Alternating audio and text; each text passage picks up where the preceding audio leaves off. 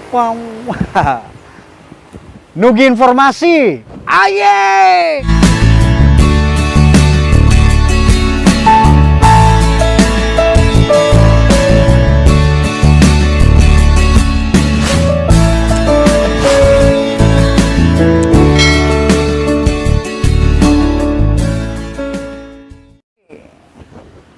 Assalamualaikum warahmatullahi wabarakatuh. Back to the Nugi information. Apa coba? Oke Bang Po, di masa PPKM proses belajar mengajar masih secara daring.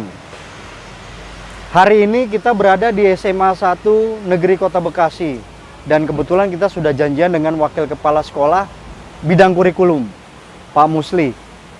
Seperti apa proses belajar mengajar secara daring di sini dan apakah sudah ada persiapan untuk tatap muka dan prestasi apa saja dalam hal kurikulum di SMA Negeri 1 Kota Bekasi. Pantau.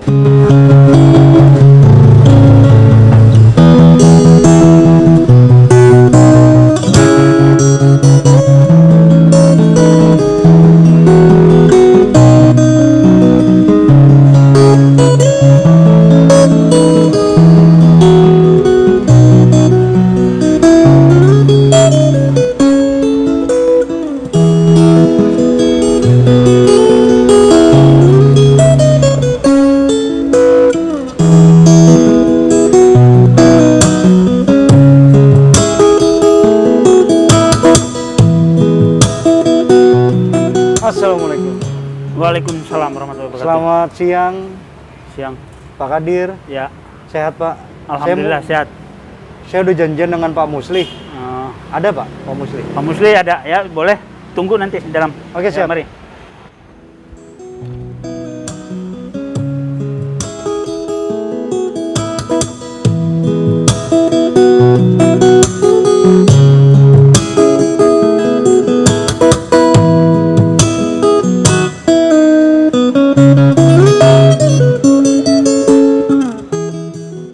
Pemberlakuan pembatasan kegiatan masyarakat atau PPKM masih berlangsung di Kota Bekasi.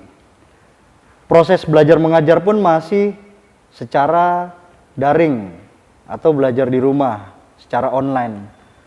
Bagaimana untuk SMA 1 Kota Bekasi? Kebetulan saya sudah janjian dengan Pak Wakil Kepala Sekolah bidang kurikulum. Seperti apa sih SMA 1 Negeri Kota Bekasi dalam persiapan tatap muka? Salam sehat Pak Musli. Selamat sore. Assalamualaikum. Waalaikumsalam Mas Nugi. Sehat Pak ya? Alhamdulillah. Alhamdulillah. Untuk Abang Po di rumah kan pengen tahu Pak. Nah, dari setiap sekolahan dan kali ini kita kebetulan kan di SMA 1. Proses pembelajaran tatap muka apakah sudah ada persiapan gitu kan? Apakah nunggu PPKM atau gimana gitu kan? Pengen tahu juga nih Abang Po di rumah. Mungkin Pak Musli bisa jelasin untuk proses belajar mengajar di saat pandemi ini di tahun ajaran baru 2021 bagaimana Pak? Iya.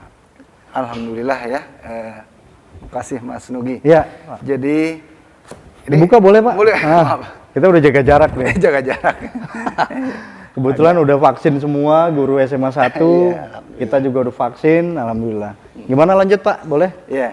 Jadi memang sebenarnya dari tahun kemarin kita sudah melaksanakan pembelajaran daring secara online ya. Memang sudah 2 tahun berarti memang ya, sudah 2 tahun lebih gitu. Jadi dari tahun kemarin juga kita sudah melaksanakan dengan PJJ ini atau pembelajaran jarak jauh. Awalnya memang kan kita cari dulu sebelum melaksanakan PJJ formulanya yang tepat, kira-kira menggunakan aplikasi apa gitu ya, atau pakai LMS apa dan sebagainya. Sampai akhirnya kita ambil keputusan dari ya rembukan dengan teman-teman dan kira-kira potensinya bagaimana itu bisa ini. Jadi kita menggunakan bantuan istilah LMS ya, namanya Learning Management System, menggunakan Google Suite gitu ya. Jadi Google Suite itu semacam LMS, jadi Learning Management System. Jadi Kalau bahasa Bekasinya apa? bahasa bekasnya kira-kira pengorganisasiannya lah gitu ya, pengorganisasian. Jadi menggunakan Google Suite. Sebenarnya Google Suite itu kan macam-macam tuh. Nah, kita alhamdulillah memang yang namanya ini pasti butuh biaya yang ini kan. Jadi kita ambil yang paling bagus tuh ceritanya. Jadi namanya Google Suite Enterprise ya. Enterprise. Jadi kan ada yang basic, for business, ini enterprise lah gitu. Nah di sana ya memang secara ini hampir sama, tapi ada plusnya itu, kelebihannya mungkin ya itu yang dibutuhkan.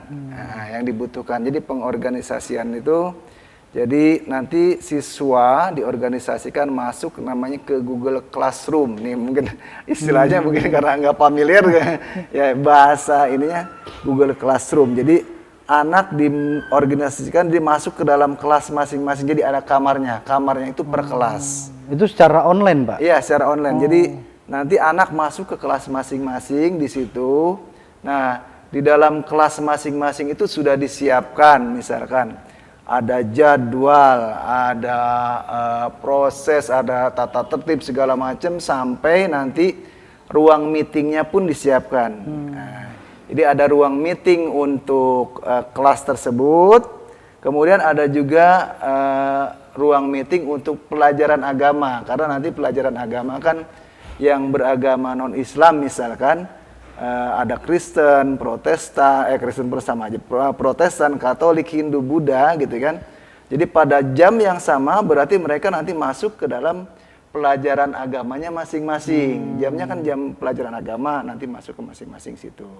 Itu.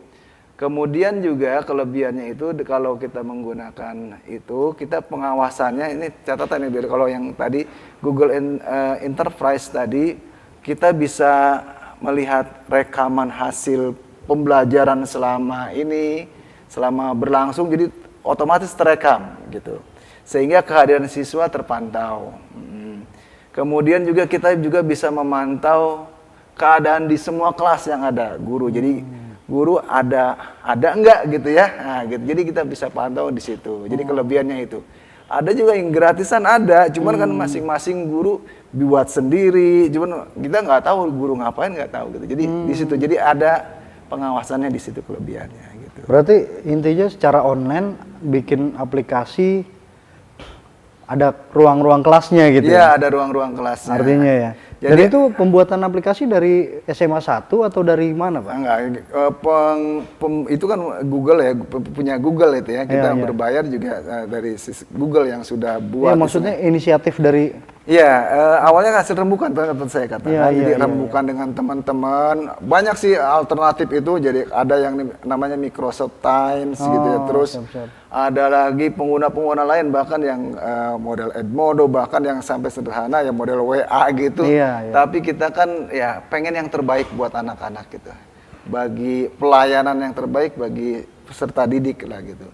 Jadi kita perlu satu dalam pelayanan juga perlu ada pengawasan atau pemantauan. Jadi sehingga bisa terukur lah. Oh ya gitu. Jadi selama ini yang saya lihat memang ada beberapa ya, kan kita membandingkan dulu awal tuh pas pertama kali kita memutuskan ini, kita coba pelajari ini di mana SMA mana saja yang sudah menggunakan atau siapa yang pernah pakai ini ya, pernah aplikasi juga sebelum pandemi kan mungkin hanya parsial ya.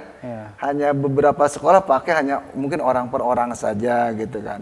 Nah, jadi kita pakai itu sampai kesimpulan bahwa oh ini yang saat ini mungkin terbaik bagi siswa kita dan kita semua gitu. Kalau untuk proses belajar mengajarnya, Pak, kan pasti tujuannya pengen siswa cepet paham lah ya. Iya.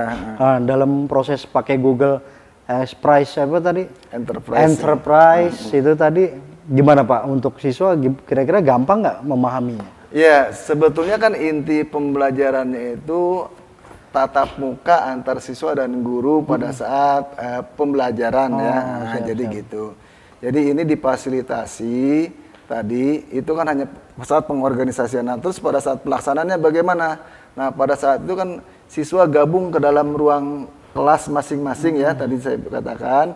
Nanti ada proses tatap muka secara virtual. Nah, itu kita menggunakan istilahnya itu bagian dari paket itu adalah Google Meet gitu. Jadi Google Meet. kan ada Zoom, ada Google Meet, ada macam-macam lagi, ada Webex ya. Nah, kita pakai Google Meeting gitu ya. Nah, memang sih ada beberapa kelebihan dan kekurangan dengan Zoom dan yang ada gitu ya. Tapi yang sepaket dengan itu adalah yang Google Meet. Jadi dari situ siswa dan guru proses belajar mengajarnya lewat konferensi itu ya, jadi secara virtual. Jadi belajar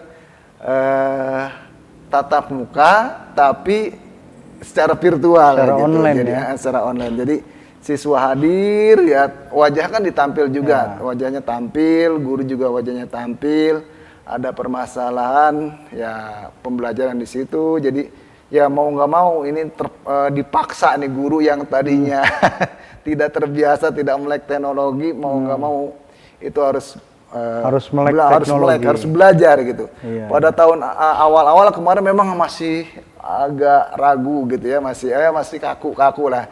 Tapi alhamdulillah yang mulai tahun ini hampir semuanya sudah familiar, jadi sudah biasa buka sendiri. Kalau yang tahun kemarin ketika awal-awal kan guru ya banyak yang di sekolah sini sambil dibimbing juga caranya gimana. Mulai tahun pelajaran ini alhamdulillah guru udah banyak yang sudah dirubah gitu ya, lebih enak gitu. Itu kalau sekali belajar berapa siswa, Pak?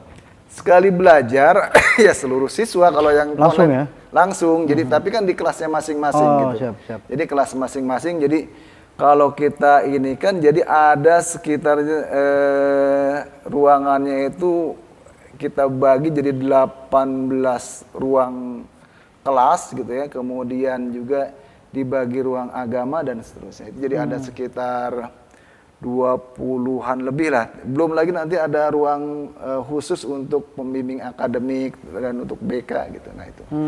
Jadi nanti masuk ke ruang masing-masing seperti itu. Tapi semuanya itu nah ini yang istilahnya kelebihannya itu walaupun sebegitu banyak ruangannya gitu, tapi kita bisa memantau semuanya sekaligus gitu bersamaan. Bisa mantau langsung ya? Iya, bisa mantau langsung. Kita masuk ke sini, oh iya gurunya ada, ini ya ada. Jadi lebih praktis gitu ya. Nah, jadi dalam pengawasan juga lebih praktis. Siap. Berarti itu kan secara online, Pak ya? Kalau untuk tatap muka SMA 1 sendiri persiapannya sudah ada atau gimana, Pak? Oke, jadi memang sebenarnya dari tahun kemarin pun pemerintah ya sudah memperbolehkan kan gitu, pada awalnya memperbolehkan silakan kalau mau tatap muka, tapi dengan persyaratan, tanda petik ya, persyaratan khususnya diantaranya ya dari tergantung kebijakan pemerintah setempat. Jadi walaupun kita kan provinsi, masuk di ini wilayah provinsi dalam untuk tingkat SMA dan SMK kan masuk ke provinsi. Administrasi secara ininya. Tapi kan wilayah ini berada di wilayah kota kabupaten gitu. Jadi menyesuaikan dengan kondisi kota kabupaten. Kalau dia zona merah kan belum bisa, kalau itu seperti itu. PPKM juga masih ada. Iya, masih ada. Tapi secara umum kita sudah mempersiapkan kok. Sudah dipersiapkan. Kalaupun nanti memang sih tatap muka juga masih tatap muka terbatas kan nantinya. Jadi jangan beranggapan bahwa langsung masuk seperti biasa, enggak semua. Jadi terbatas, jadi ada dibatasi berapa maksimum di ruangan gitu kan, berapa yang secara umum di sekolah gitu. Kita sudah siapkan. Jadi sudah siapkannya bagaimana? Pertanyaannya nanti kan timbul pertanyaan, apakah nanti kalau yang masuk belajar, yang di rumah yang nggak masuk nggak belajar, katanya kan gantian. Tidak, semuanya belajar. Jadi kita upayakan jadi secara bersamaan gitu ya. Yang ke sekolah belajar, yang di rumah pun belajar gitu. Yang melalui online tadi ya? Iya, jadi kita buat nanti dikondisikan ya, kondisikan bahwa baik yang hadir di sekolah maupun yang ada di rumah belajar sama-sama mengikuti pembelajaran hari itu gitu. Jadi secara bersama-sama. Jadi memang perlengkapan dan kesiapan alatnya memang harus dipersiapkan. Jadi ada semacam kamera di dalam kelas gitu ya. ada pengeras suara kayak seperti ini nih ya. Nah, itu juga supaya yang di sekolah terlayani, yang di rumah pun terlayani gitu. Jadi, betul. nah memang ini persiapan kelengkapannya selain yang jelas ya protokol COVID itu juga kan kayak tempat cuci tangan. Nah ini khusus teknis untuk dalam pembelajaran dalam kelas juga harus disiapkan kayak studio gitu ya. Untuk gurunya vaksin udah semua ya Pak ya? Alhamdulillah vaksin sudah semua. Nah, sudah semua. Siswanya juga kan kemarin sudah ada vaksin di sini secara massal gitu. Berarti bisa dibilang 100% siap tatap muka ya Pak? Siap gitu. Jadi tinggal tunggu. Jadi kita tinggal kalau memang gong bisa kita PPKM sudah tidak ada PPKM lagi, kemudian dari Satgas Covid dari pemerintah daerah Kota Bekasi juga atau kecamatan barangkali sudah memperbolehkan, mengizinkan, dan yang terpenting lagi harus ada izin orang tuanya. Jadi izin orang tua memperbolehkan belajar tatap muka langsung di sekolah atau tidak, kembali ke situ. Karena beda-beda ya? Iya, jadi orang tua ya takutnya ada yang nggak terima ya Pak ya? Iya, betul. Protes atau gimana? Jadi memang yang mau belajar tatap muka di sekolah harus mendapatkan izin dulu dari orang tua. Siap. Kalau untuk prestasi akademik sendiri kan Bapak kurikulum ya Pak ya? Iya. Ada seperti apa Pak di sini Pak? Ya kalau biasanya kalau kita bicara SMA kaitannya kan melanjutkan sekolah biasanya kan ke perguruan tinggi. Ya kalau SMK kan lain lagi gitu ya. Betul. SMA memang targetnya itu siswa melanjutkan ke perguruan tinggi. Ya, artinya melanjutkan pendidikan yang lebih tinggi lah. Alhamdulillah. Ya walaupun di masa pandemi gitu ya, di masa pandemi seperti ini, tahun ini pun alhamdulillah ada peningkatan lah, secara umum ada peningkatan. Memang ada beberapa, jadi gini kayak jalur penerimaan siswa di perguruan tinggi kan ada beberapa jalur ya, ada yang namanya SNPTN gitu ya. SNPTN itu yang secara undangan gitu ya. Kemudian ada jalur tulis SBMPTN dan jalur-jalur lainnya lagi mandiri gitu. Dari memang ada yang turun seperti SNPTN memang kita ada penurunan, tapi secara umum hampir semua sekolah pun secara nasional memang penurunan ya. Memang mungkin kebijakan dari perguruan tinggi sepertinya untuk jalur SNPTN ini kuotanya agak menurun juga sih kalau saya lihat gitu ya. Memang beberapa alasan mungkin yang menyebabkan itu. Jadi seperti ya kalau kita lihat data ya, alhamdulillah tahun ini yang diterima SNPTN gitu ya, yang jalur undangan itu ya, itu ada 55 orang. 55 orang. 55 orang. Kemudian yang SBMPTN-nya yang diterima 139 orang. Nah, 139. Banyak juga ya Pak ya? Terus ada lagi jalur mandiri. Kalau mandiri ini masing-masing perguruan tinggi mengadakan, itu ada 196 orang. 196. Dan ada di PTS. PTS ini kaitannya mungkin dia dari awal memang milih ke sana, kemudian ada juga fasilitas PTS yang memberikan semacam beasiswa penuh, bahkan dapat uang saku segala. Dan itu siswa kita memang karena tidak mampu, dia memilih sana. Jadi ada 4 orang di situ. Jadi kalau dihitung-hitung semua dari jalur itu tadi ada sekitar 394 orang. 394. Dari yang lulusan tahun kemarin tuh gimana? Kalau lulusan sekolahnya alumni tahun kemarin tuh emang hanya 405 orang tahun kemarin. Siap. Jadi siswa yang lulus 405 orang ya, yang tadi itu disebutkan. Jadi kalau yang diterima, kalau ditotal 394 ya. Jadi ada selisih sedikit gitu ya. Siap. Hebat ya SMA 1 ya. Alhamdulillah. Mungkin nanti kita akan memperdalam lagi SMA 1 nih tentang kesiswaan mungkin ya Pak ya. Terima kasih banyak Pak Musli. Sama-sama Mas Nugi. Kalau untuk Pak Musli ini kan Wakil Kepala Sekolah bidang kurikulum ya Pak ya. Iya. Mudah-mudahan dunia pendidikan tetap sehat semua, bisa segera tatap muka. Amin. Karena udah jenuh juga Pak. Kalau kita mau beberin, waduh, keluhan siswa dan para orang tua udah pusing. Iya. Pak Muslim, makasih, salam sehat selalu ya Pak ya. Iya. Terima kasih, mudah-mudahan Sehat juga Pak Musli. Alhamdulillah. Insya Allah. Pak Musli, kita teriak aye. Oke. 3, 2, 1. Aye.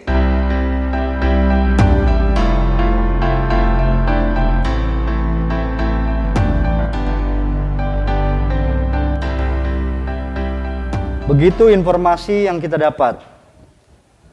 Pembelajaran tatap muka sudah dipersiapkan oleh SMA Negeri 1 Kota Bekasi. Bahkan 100% sudah siap, tergantung pemerintah setempat untuk gong melaksanakan itu.